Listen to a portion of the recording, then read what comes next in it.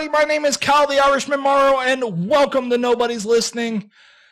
As you guys already know, that we are JAK Productions, and we are so happy to have you here. So we are going to do something a little bit different before I fully get into intros. For now on, we're going to shorten our videos by cutting them basically in half. So now you guys are going to have two episodes, both Mondays and Thursdays. And I think it's going to turn out better. We're going to try to keep them within the 30-minute marker, and that should have already been started. Thank you, James. And yeah, so let me go ahead and do introductions, and we'll get into the first story today. We've actually got a lot for you guys. It's going to be a lot of fun. I hope you guys are excited, just like we are.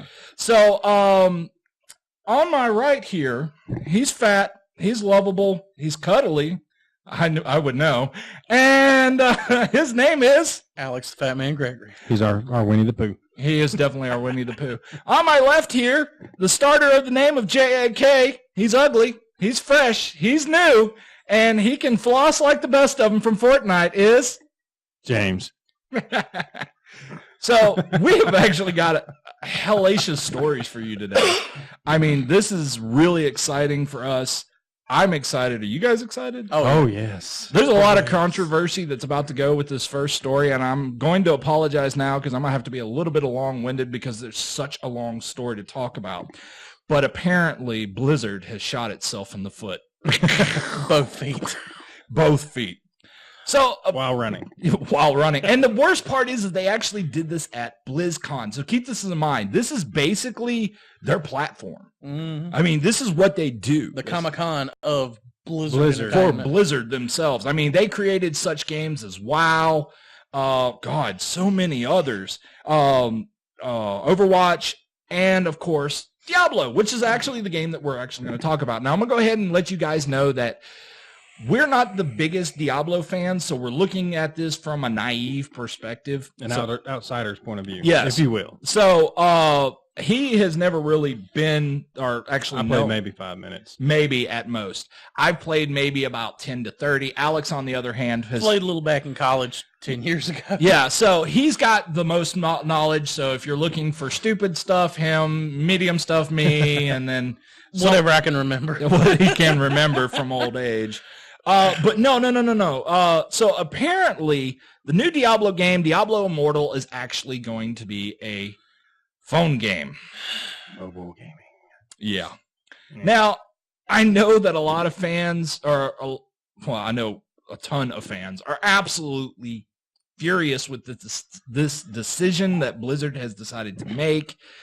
They are not going to be putting this out on PC. And strangely enough, the storyline actually takes place in between Diablo 2 and Diablo 3. So when we get a chance to actually have a form of explanation, congratulations, you better have it on your phone, your tablet, and the Switch is apparently an option, supposedly. I'm not sure how I feel about this. Honestly, I feel terrible for the guys who actually had to do the day one panel and the day two panel. Both Wyatt Chang and Matthew Berger.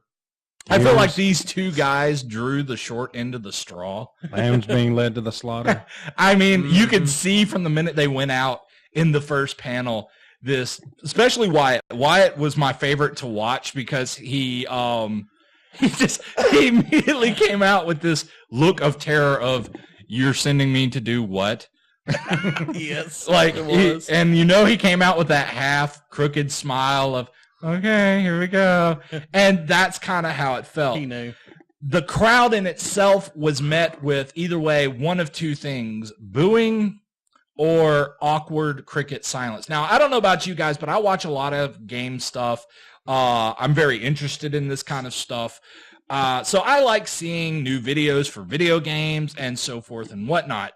But when if you've watched others before, like at E3, these kind of panels where they do a Q&A and they show a little clip of the futuristic game that's getting ready to come out. Everybody's really excited. They're pumped. They're cheering. They're clapping. They're screaming, whistling, all 9 yards. There was almost none of that. Quite the opposite. Yeah, except for when one or two classes appeared up on the screen, there was that light clap from the front, and I think that's just because they could be seen by the guys and they didn't want to be the a-holes that didn't clap. So, or they were brought in by the company to go, hey, kind of caused a And then riot. that epic moment when they said, and it's mobile only. It was awkward. It was just kind of met with, I have never heard so much booing in a single room. well, there's a lot to the story. Ever. I mean, there's so much that's happened. Well, I agree with you. There was this strange awkwardness Oh, yes. that Very. could be It was felt. hard to watch. I mean, it could be felt It from looked a painful. video. Did you watch the full video? I watched every video. Yeah, all the way. I watched from the beginning panel of day 1 to the ending panel of day 2. So Okay. I've seen literally from start to finish, including Q&As. I watched all of it. Speaking of Q&As, let me go ahead and read this out to you guys. Where did I put that? So basically, one of the times that there was actually cheering was when one of the fans approached the mic during the Q&A, probably at the middle point, and he says, and I quote, "Is this an out-of-season April Fool's joke?" Immediate whistles and no. screaming and excitement mixed in with a light bit of booing. And it was so light, and The light bit of booing was from the 9-year-olds that use their parents' iPads to play games anyway. Yeah. I mean, Mobile gaming rocks. but, one of the other questions was asked basically, is there any chance of maybe even in the future of this coming out on PC? And they said, of right now, no. And immediately fans started booing and basically getting irate. Quite frankly, I'm really surprised actually that nothing was thrown. To be honest with you. But anyway, when all this booing ensued, I believe it was Wyatt that said, and I quote, "Do you guys not have phones?" To me, that sounds like it's attacking the fans. Yeah. I still ain't figured out where that third bullet went, but it went somewhere when he did that. I mean, this was all around a bad ordeal. So bad that actually Blizzard stock dropped somewhere in the percentage of 5%. It's moved back up now. So when I went to actually go check on this, there was no point. On top of it all, there was a story leak by Kotaku, which I do not trust Kotaku at all. But they were actually, I'm going to go ahead and read a little section of the article. It says, this article originally stated that Blizzard was recording a video planning for BlizzCon, in which co-founder Alan Adham, I guess, I don't know if it's Adham or Adham, talked about the new Diablo game. Although we can confirm that the video was made, Blizzard disputes that it was planned for BlizzCon. I don't trust Kotaku to begin with, so I'm going to go ahead and bring that out to the bullpen right now. I don't trust Kotaku at all. Now, the writer of that article was Jason Shearer, I guess is how you say his name. I mean, there was just so much that happened, and it kind of seems like to me that Blizzard was flipping out because both day 1 panel and day 2 panel was absolutely terrible. Yeah. I mean, it was met with booing. It was met with irate fans, and rightfully so. It was horrible. Yeah. In my opinion, I think that Blizzard did this to silence the masses, I guess you could say.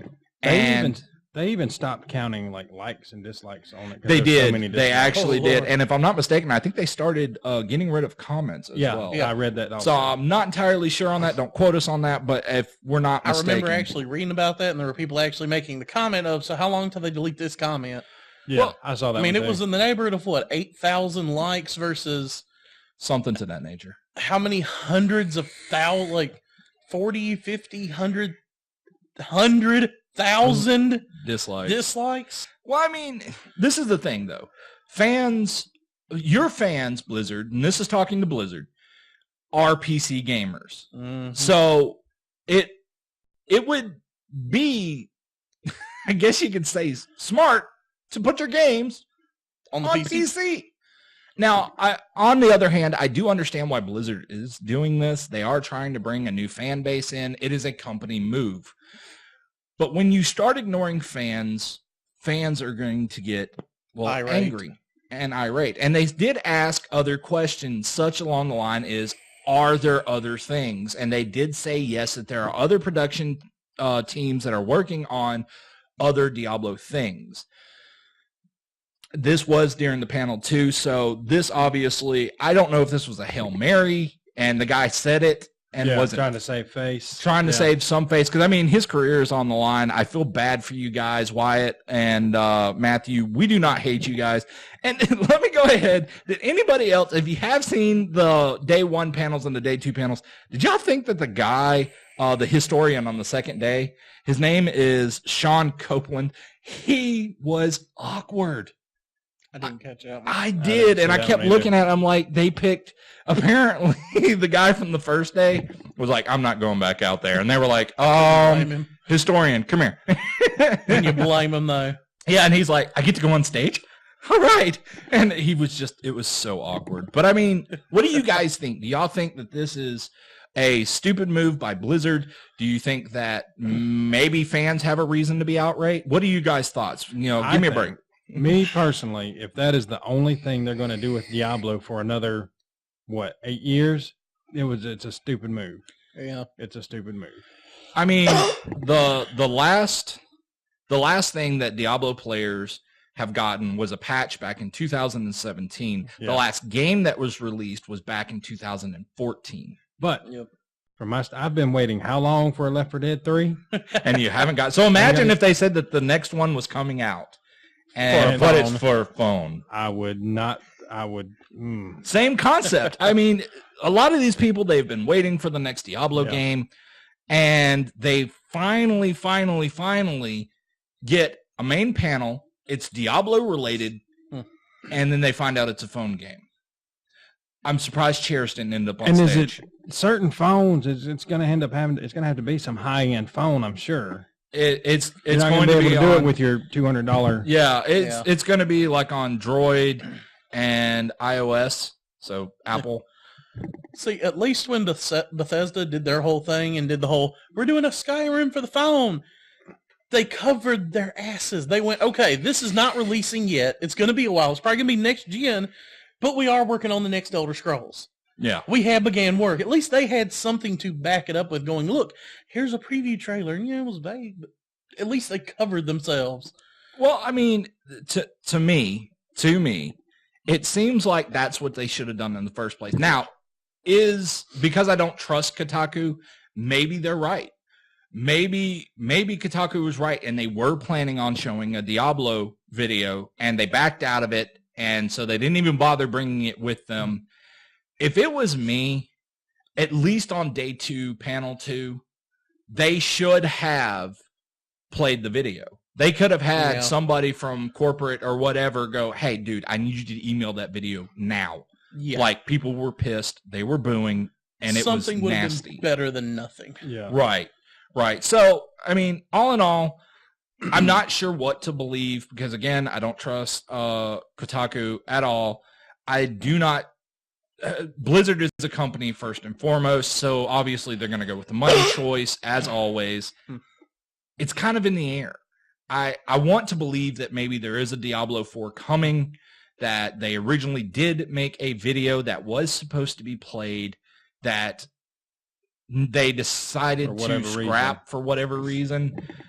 I'm not sure what to believe. And the only thing that we're left with is the fact that we do know it's going to be a new game, but it is going to be on phones, tablets, and why the Switch? I mean, don't get me wrong, Switch is good. Well, they're already doing Diablo 3, kind of a remastered for the Switch already. The Switch group, guys like me, we're happy with it. We're cool. If you've got a Switch, you can play it on the little mobile thing too, right? Mm-hmm. On the tablet. I don't know much about Switch because Nintendo sucks. I'm still a fanboy.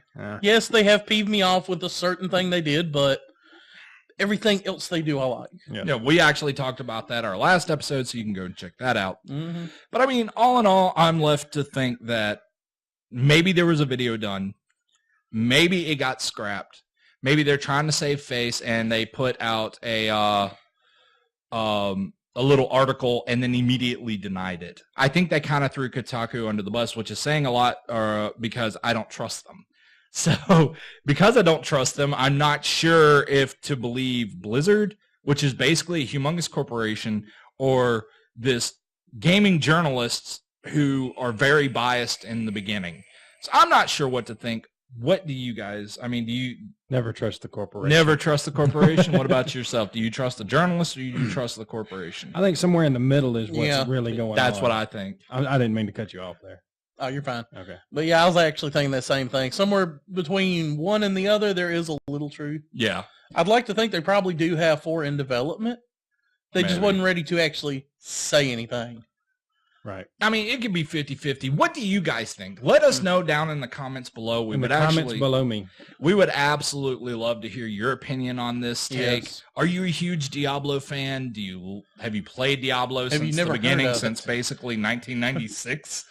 Is your native language Spanish and you know Diablo as someone else? What's your blood type? What's your mom's credit card number? What's everything? Moving on! Speaking of companies that actually been pissing fans off, Oh, yes. we need to jump over to Alex for this story. Yes. So the way I first saw it was something along the lines of VRV getting a divorce with Funimation. Right. And the first thing I thought was, what the hell, VRV?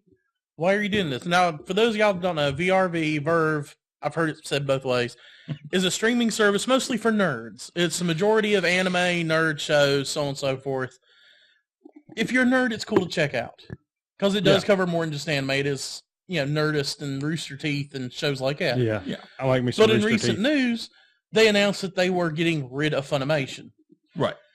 Now, at first, I thought this was some sort of power play by them. Come to find out, Funimation was bought out by Sony Pictures back October of last year.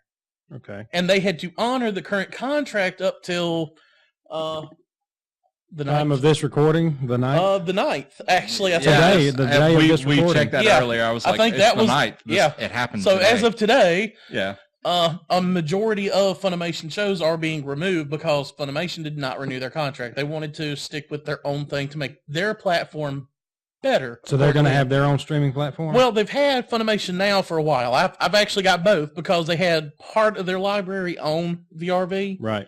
Because, I mean, that's just the way Verve works. You don't get the big, full library of any one group. Right. It's like the best of the best. So they're gonna focus more now on their own platform. Which Funimation is one of the big dubbing services. Right. That's what their whole company is known for is dubbing translating over. from this to this. So anything I know I about would anime love- comes from a dubbed version. Yeah. Well, I mean, The majority of the anime you watch on Cartoon Network is actually, if you watch, is Funimation blinging at the beginning. and see, I'm a huge fan of Funimation. I've always actually wanted to work for Funimation. They've always done really good They work with their have. translations. So And this is love from that. someone that will watch the entire 50, 60, 600 something episode run of something and subbed. Yeah. And then after it's done being done dubbed, I'll go through and I'm like, let's see what it sounds like in English. I'm to the point now Have I you listen ever for certain watched- characters. Have you ever watched a dubbed anime with the English subtitles on that wasn't done by Funimation? Yes. Yes. Horrible. There are some that do So good, much. but So much lost in Funimation is translation. probably the closest. So much lost in translation. And a lot of the times they do a change between this and this. They do. It's They do. it's to bridge a gap that we ain't going to be able to bridge easy. If someone was sitting there trying to hear it in English, it wouldn't sound right, or to make the lips sync up right.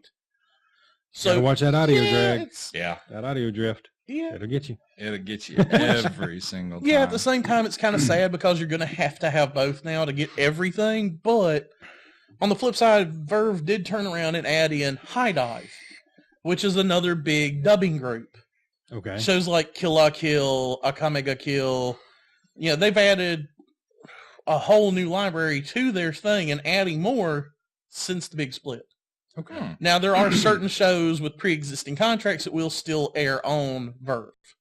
Do you have any idea of any of those? But none of them are from Funimation. The Yes. ones with the pre-existing? Yes, certain ones do Certain have a ones. contract that holds So up. there'll still such be as, certain Funimation. if I understand it right, ones like Attack on Titan, Okay. Boku no Hero Academia or My Hero Academia Yeah. is going to maintain on Now- both. Is Attack on Titan on VRV, is it dubbed or subbed or both? I don't know if they got rid of the dub, but I think they're keeping it on there. I hope so. I 'cause haven't I checked like that Attack one. on Titan, but I I do hate too. reading. What was the other big one? You threw my train of thought off. I'm James. sorry. Thank Go you. ahead. Sorry. Just let it flow. Just let it happen. Just let it happen. Fairy Tale, I think, is going to maintain on both. It's a few of the That was a good one. big ones that the contracts were already made up. They're already done. Right. So they have to uphold the contracts that are already existing. Okay. Now, anything new would be strictly Funimation. Okay.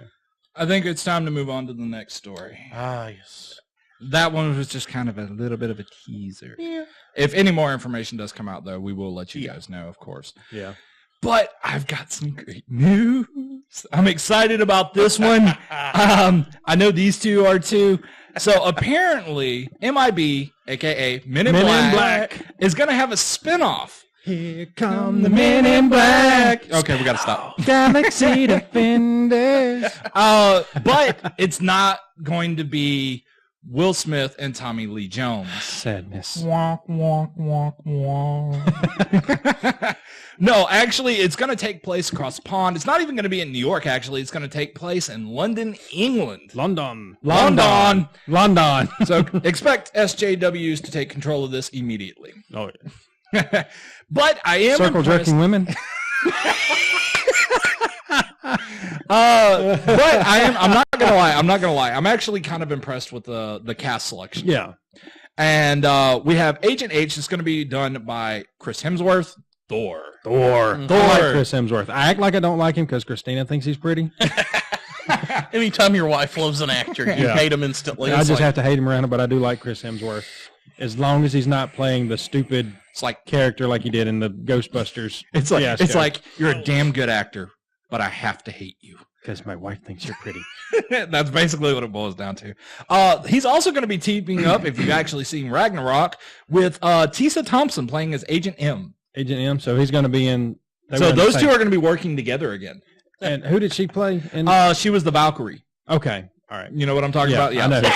I love Thor also, Ragnarok. Agent O is actually going to be reprising her role as, Emma Thompson Thompson is going to be reprising her role as Agent O. So So it's still in the same... It's not like we're pretending none of this other stuff No. happened. It's supposed to be a continuous. It's just not going to be named Men in Black Okay. that I know of. Any clue on... No, none. I didn't see it. I looked at IMDb. I did too, and that's actually where I found this story, and I was like, okay, I'm kind of impressed. So it's going to be like an offshoot of... Like we have the Secret Service and we have Her Majesty's Secret Service. To me, or it we kind have of sounds like MI6. they're doing the whole backstory, kind of like oh god, the Kingsman.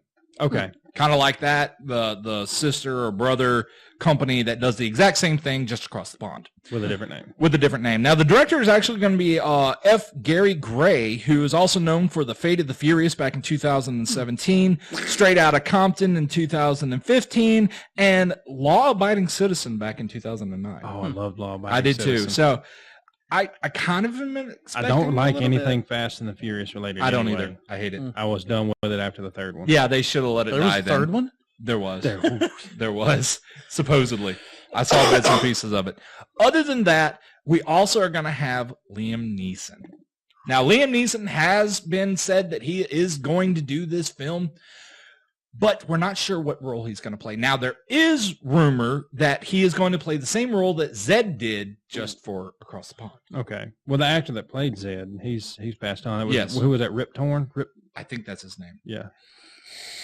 I mean, all in all, Liam Neeson is Zed. Yeah. I know where you are, and I'm coming to find you. well, he's bringing I his have a very special set of yeah, he's skills. bringing his very special set of skills with him. skills that have made me a fine career I mean, in Hey, culinary tie-in school. potential. there's not a lot of information on this other than they are shooting for it to be in June 14th, 2019. Okay. And what little storyline that we do know thus far is that Agent M, Tessa Thompson, will be joining Emma Thompson? Emma Thompson. No, Tessa Thompson. Emma Thompson. Okay, so is there's O. two Thompsons. There are two Thompsons. I just No put that relation together. that I know of. But Agent M will be joining, a.k.a. Tessa Thompson, will be joining Agent H, who is from across the pond, who is Chris Hemsworth. All in all, the cast is impressive. The director is impressive. So who's going to play? They have the rookie and the old grizzly, no F's given. Well, he's supposed to be like this super which? agent kind of thing. So Supposedly. I would see Liam Neeson being more the grizzly, no F's given. He's going to be that kind of guy. I'm hoping he's been doing it for 40 years and he's done with the BS. Well, I'm hoping that maybe the rookie is going to be Agent M, and she's going to be coming across the pond to team up with somebody who is really good. To be honest with you, I kind of expect it to be like, I don't need no damn partner kind of thing. It's going to be an alien cop buddy movie. Basically, yeah, that's kind of what I'm getting a feel for. Lethal Weapon? Very Lethal Weapon, yeah. So I'm getting too old for this shit. I mean, what do you guys think? What is the speculation? Let's go ahead and do that now. Let's go ahead and guess at what the storyline is going to take place. Oh, I do need to point out that supposedly a murder happens and they're trying to solve the case. So I will go ahead and get that out of the way. There's going to be a murder with some kind of world-ending disaster. Basically, yeah. Like any of these type of movies. I mean, there's only so much you can do with that. There really is.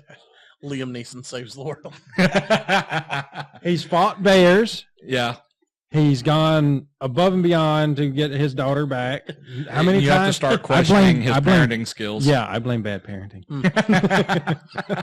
He's got to make up for saving her so many times, having to save her so many times by saving the world at least. Oh, I love it how she acts like he's, oh gosh, Dad, you're just so overprotective. Well, the last time I was overprotective, the last you wound up in a sex ring.